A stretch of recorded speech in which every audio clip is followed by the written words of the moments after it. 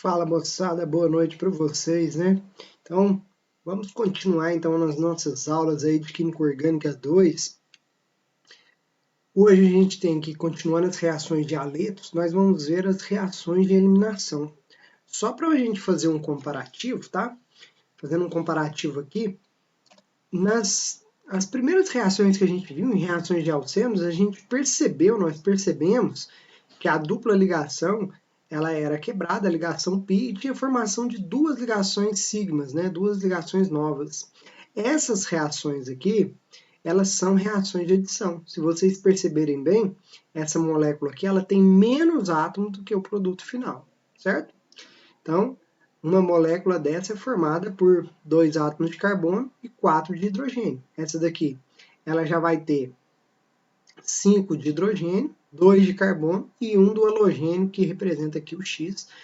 São as reações que a gente viu lá de alcenos, certo? Então, são reações de adição. Essas são reações de adição. Depois a gente foi avançando nos estudos e chegamos então aqui nas reações de substituição, né? Nas nossas últimas aulas nós estudamos reação de substituição nucleofílica mononuclear e bimolecular, né?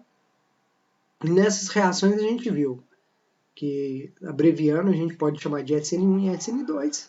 E nessas reações, o que a gente percebe que em relação ao reagente e ao produto tem uma troca de grupos, né? Uma substituição. Sai o grupo aqui, no caso, se for um haleto orgânico, né? Sai o grupo X, que é o halogênio, e entra o nucleófilo correspondente, certo? Então, tem essa troca de X pelo nucleófilo, e aí a gente chama então de reações de substituição. Agora a gente vai começar a estudar um mecanismo novo, que é as reações de eliminação, né? Se a gente perceber então, comparando essa reação com essa primeira, na reação de adição tinha um ganho de átomo, na de eliminação vai ter uma perda de átomo. Olha só, se ele perder H e X, ele volta a ser um alceno. Então, comparando aqui, ó, é como se fosse o contrário da reação de adição. E é lógico, né, o nucleófilo aqui ele vai ter um papel para retirar um hidrogênio da molécula, e o grupo X vai sair dessa molécula, então a gente tem a formação de um alceno.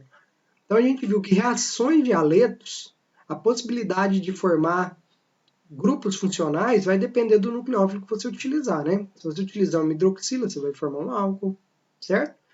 Se utilizar um alcóxido, você vai formar um éter e por aí vai, né? A gente viu vários tipos de funções orgânicas possíveis de ser formadas pela reação de substituição.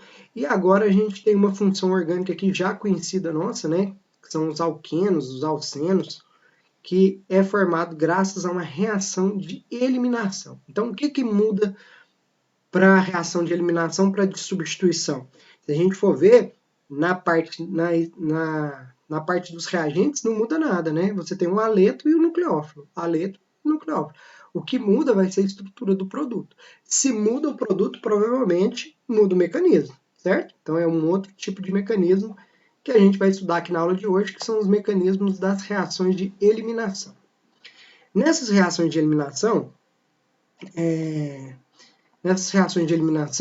a gente tem as duas também, a reação de eliminação que nós vamos chamar de E2.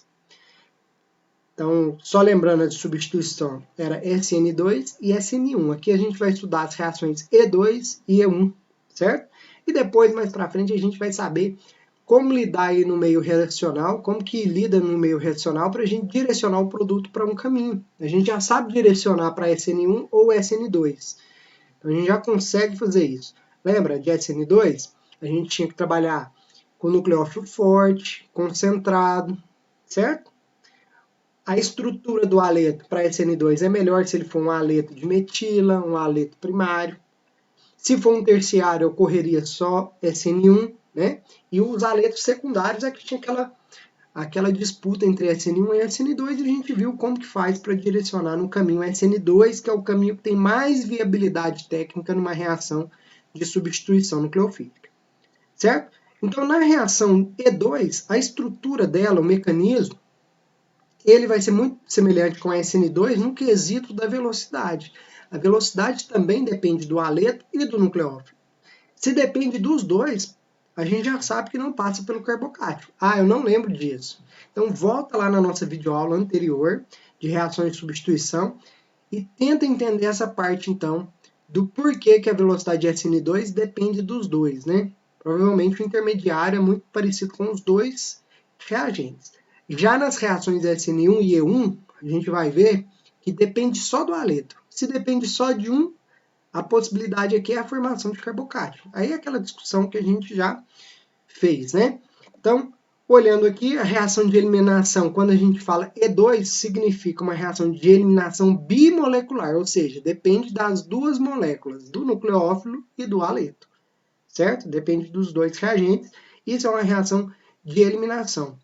Aí, como que funciona então uma reação de eliminação, né?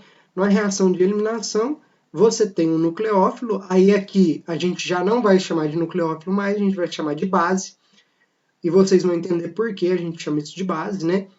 Aqui a gente tem os carbonos ligados aqui ao carbono do grupo funcional, a gente tem 3 carbonos ligados a esse carbono que contém o grupo funcional.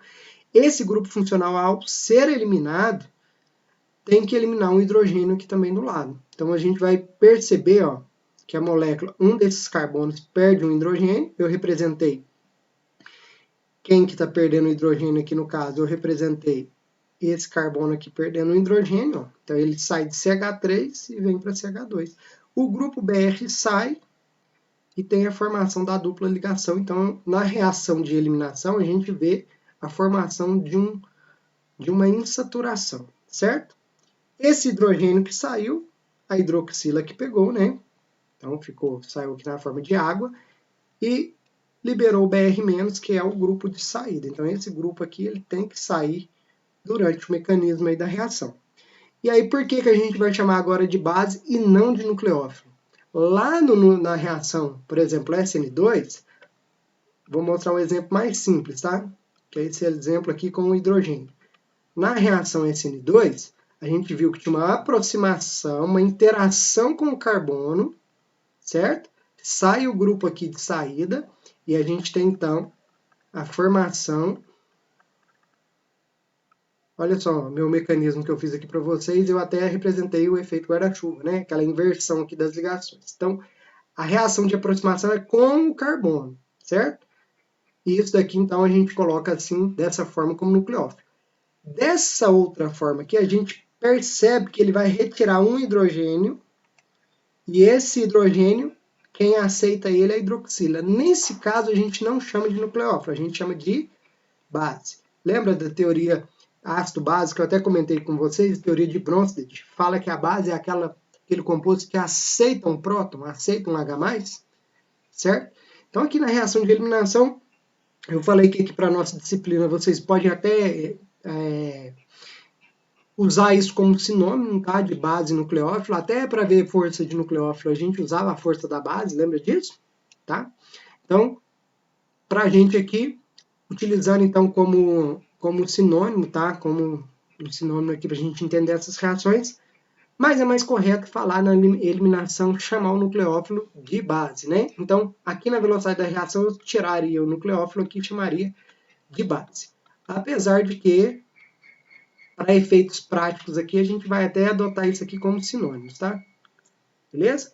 Então, coloquei aqui que é aproximadamente a base, certo? Então, como que é o mecanismo dessa reação? O mecanismo, gente, é bem simples o mecanismo. Tem o carbono aqui com o grupo funcional, que a gente chama de carbono 1 ou carbono alfa, certo? O carbono vizinho dele, qualquer um desses carbonos vizinhos, eu chamaria de carbono beta, então a gente tem 3 carbonos betas, certo? Ou carbono 2. Essa aproximação aqui, eu coloquei que o mecanismo CN2, né? Imagina aqui que as condições dessa reação são, imagina não, essas condições são condições SN2, aquela condição que a gente já viu com o nucleófilo forte e tudo mais, né? Só que vocês percebam aqui que tem 3 grupos metila, desculpa, só pegar a caneta aqui, tem 3 grupos metila ligados a esse carbono. Então, ó, aqui é um grupo metila, aqui é um grupo metila, Aqui outro grupo metilo. E esse carbono tem um grupo Br. Essa reação a gente viu que ela não acontece, que é menos, tá? Ela não acontece via SN2, porque esses grupos metila, eles estão blindando bem o carbono, eles protegem o carbono, o nucleófilo não consegue aproximar desse carbono. Mas a condição continua sendo condição SN2. Então, para formar o SN1 é muito difícil, né? Nesse caso, dessas condições SN2. Quais que são as condições? Nucleófilo forte e muito concentrado, né? Nesse caso, gente, se são essas condições e não tem como fazer essa aproximação, olha só o que pode ocorrer. Nesse carbono beta, ele pode perder um desses hidrogênios. Então, ó, teve o nucleófilo, nesse caso que a gente chama de base. A base pega um próton, que é o hidrogênio ligado ao carbono vizinho. Carbono vizinho a gente chama de carbono beta, tá? E a hidroxila, ao pegar esse hidrogênio, ela formou então água. Pegando esse hidrogênio, o carbono ficaria com 3 ligações apenas, né? A gente já viu que isso não ocorre, não tem uma tendência de ocorrer. E esses 2 elétrons, então, da ligação, se ele pegar aqui esse H+, né, romper aqui, pegou o hidrogênio para formar a água, esses 2 elétrons da ligação tendem a formar uma ligação dupla aqui, ó. E ao formar essa ligação dupla, expulsa um Br. Então, em que consiste o mecanismo? O mecanismo consiste em pegar o hidrogênio ligado ao carbono vizinho, formar uma dupla ligação e o haleto aqui, o halogênio, a gente colocar ele como grupo de saída, o grupo abandonador, certo? Então, a aproximação aqui é para o hidrogênio vizinho, forma a dupla ligação, expulsa o grupo de saída. Olha aqui o grupo de saída, ó, na forma de Br-. E o nucleófilo? Aqui o nucleófilo eu apresentei sendo OH-, podia ser qualquer um, né? Qualquer nucleófilo pegaria esse hidrogênio e formaria HNU. Aí depende da estrutura do nucleófilo. Nesse caso era H, né? Então, formou a água. E teve então a formação de um alceno. Notem aqui que eu falei o seguinte, que o carbono que tem o haleto é o carbono 1 ou o carbono alfa. O carbono vizinho é o carbono 2 ou o carbono beta. Por isso, gente, essa reação também é chamada de eliminação 1,2 ou eliminação alfa-beta. Por quê? Porque no carbono alfa, no carbono que tem o grupo funcional, que é o carbono 1, elimina o quê? O halogênio. E no carbono 2 ou carbono beta, elimina o quê? O hidrogênio. Então tem a eliminação de HX, certo? Reação aí, então, conhecida como desidrohalogenação. Por que desidrogena. Tirar um halogênio, desalogenar. Então, juntar esses 2 nomes, ficou desidrohalogenação. Nada mais é, então, que formar uma ligação dupla, saiu um hidrogênio no carbono 2, ou carbono beta, e saiu o halogênio do carbono 1, ou carbono alfa, certo? Então, tá aí essa representação para vocês. E a tal da regioseletividade? O que é a regioseletividade? A reação tem 2 caminhos e ela prefere pegar um, né? Isso, gente, a gente vai ter que estudar a estrutura dos carbonos betas, né? Se a gente perceber aqui, ó, nesses 2 carbonos, eles são iguais, todos os 2 são metila, então não tem diferença. Para esse caso aqui, não vai ter diferença nenhuma, tanto faz. Então forma só um alceno, certo? Como que seria então? Pegar o hidrogênio do carbono beta, fechar a dupla ligação. Eu representei tirando desse hidrogênio, tanto faz, tá? Para os 2. Então a regioseletividade é uma das... A gente já tem discutido isso bastante, né? Quando a reação tem mais de um caminho para tomar, tem alguns fatores que vai... Geralmente, esses fatores vão direcionar a reação para um caminho específico, tá? E nesse caso aqui de alcenos, de formação de alcenos, a gente vai relembrar um conceito aqui que é muito importante para vocês matarem essa questão de regioseletividade, certo?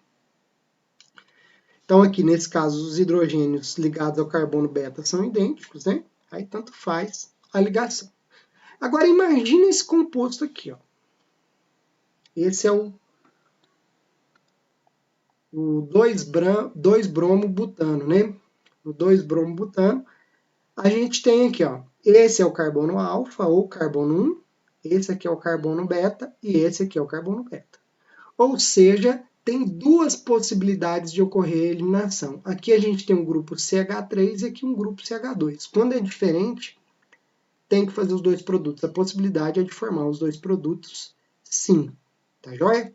Então eu vou fazer primeiro retirando um hidrogênio aqui do carbono beta, desse carbono beta. O que formaria? Se sair o hidrogênio e sai o BR, a gente tem a formação da dupla. Ó. O que tirou aqui nessa molécula? Tirou HBr, certo? E se a gente fizer tirando nesse segundo carbono? Se tirar nesse segundo carbono, a gente muda a posição da dupla. Então, olha só o nome desse cara aqui. Esse aqui é o but1eno, né? Esse aqui já é o but2eno. São moléculas diferentes, são substâncias diferentes. Ok? Então, aqui eu tenho as duas possibilidades. Eu posso perguntar, a reação vai escolher um caminho? Vamos discutir isso, né? E é lógico que se esse nucleófilo, nessa base, que é o metóxido, pega um dos hidrogênios beta, vai formar o álcool como subproduto, e aqui o grupo eliminado, ó, o BR-, para balancear essa reação bonitinha, se está formando 2 alcenos, tem que ter 2 alcanos. Se está tendo eliminação de 2 grupos, eu preciso de 2 bases, certo? Então, só para a equação ficar bem balanceadinha, o mecanismo ficar completinho, tá? Lembrando que eu já combinei com vocês, eu não cobro isso aqui, tá? Os coeficientes estequiométricos. A gente trabalha mais a parte de entender o movimento de cargas dentro de uma reação química, que é o mecanismo da reação, certo? E aí, então, se a gente for abrir aqui a estrutura desses dois alcenos, vocês vão perceber o seguinte, que no primeiro alceno aqui, entrando no carbono menos substituído, o hidrogênio saindo, quer dizer, né, entrando não, o hidrogênio saindo do carbono menos substituído, forma esse alceno. Vamos contar quantos hidrogênios está ligado a esse alceno? 1, 2, 3 hidrogênios. Aí, o que eu falei que a gente deveria relembrar é a estabilidade de alcenos. Lembra que a gente discutiu que quanto mais grupos alquil estiver ligado ao alceno, quanto mais substituído for o alceno, mais estável ele é, porque esse carbono sp2 é mais eletronegativo e ele atrai os elétrons dessa ligação do carbono sp3 com o carbono sp3. Então aqui a gente tem um grupo estabilizando esse alceno, certo? Lembraram disso? Nesse outro produto, em que teve a eliminação do carbono menos substituído, menos não, né, gente? Deixa eu arrumar aqui. Mais, né?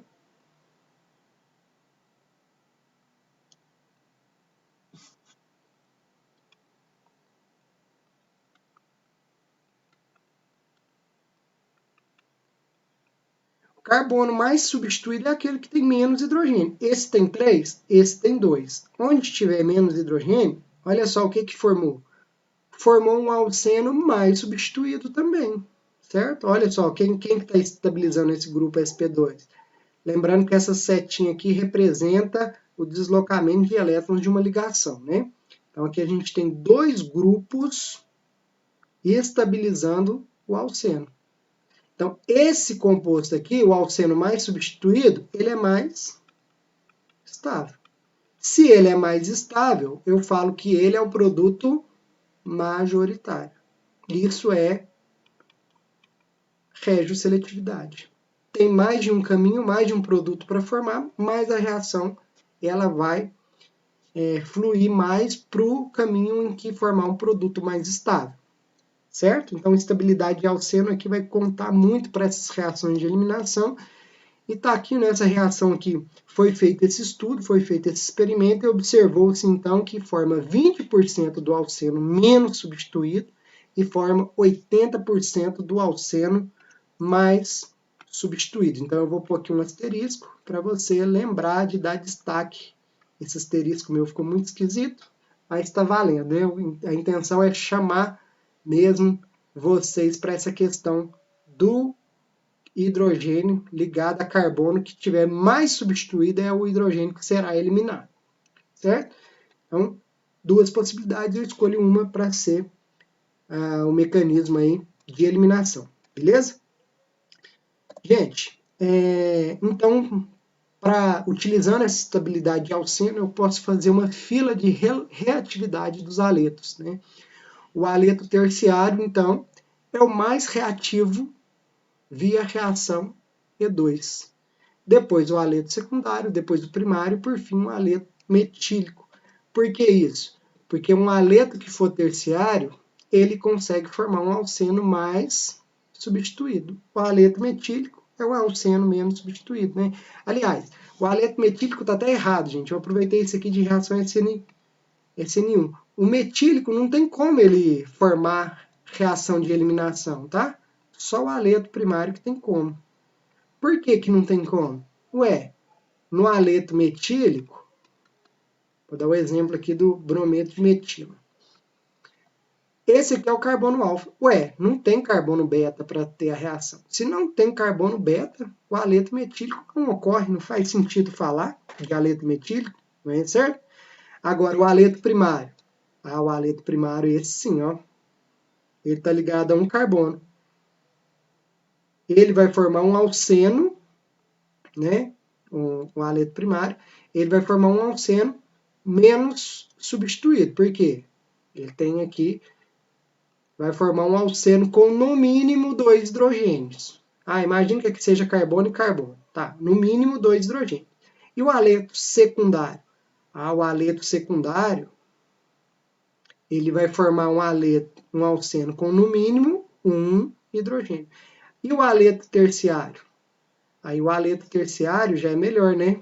Porque no mínimo, aqui eu fiz, né, um pouquinho diferente aqui com vocês. Aqui ele vai formar então um aleto, um alceno, com no mínimo nenhum hidrogênio, certo?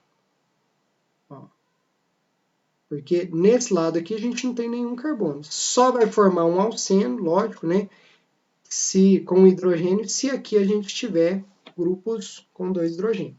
Então, o que eu quero dizer é o seguinte, que quando você arranca aqui esse grupo de saída, que é o aleto, vai sobrar a dupla ligação. Quem vai determinar qual que é o aleto mais estável, uma das formas da gente determinar, eu vou chamar aqui de grupo R1 e R2. Se for um aleto primário, R1 e R2 é hidrogênio. Se for um aleto secundário, R1 é hidrogênio, certo? E se for um terciário? Nem R1 nem R2 são hidrogênio, e isso aqui dá muita estabilidade. Por isso que eu falei, então, que o alceno mais substituído ele vem de um aleto terciário, que então vai ser o aleto mais reativo via reações E2, certo? Que são as reações de formação de alcenos, tá? A partir de aleto. Aí fica um exercício aqui para a gente finalizar essa aula. Qual dos aletos de alquilo é mais reativo em uma reação E2? Gente, olha só. Esse aleto aqui, esse primeiro, que é um aleto primário, e esse outro aqui é um aleto secundário. O mesmo aqui, ó, o mesmo grupo de saída, que é o BR. A gente já viu, então, que o aleto mais estável vai ser aquele aleto mais substituído, no caso, o secundário. Então, esse é o mais reativo, certo? Dentre esses dois aletos, esses dois aqui, ó, todos os dois são aletos secundários. E aí eu vou só voltar um pouquinho aqui com vocês, ó. No mecanismo, essa ligação aqui com o halogênio não tem que ser quebrada? Então, qual ligação que é mais fácil de quebrar? Qual ligação que é mais fácil de quebrar nesse exercício aqui que a gente tem? Acho que eu voltei demais, né? Aqui, ó. Qual ligação que é mais fácil de quebrar? Carbono Cl.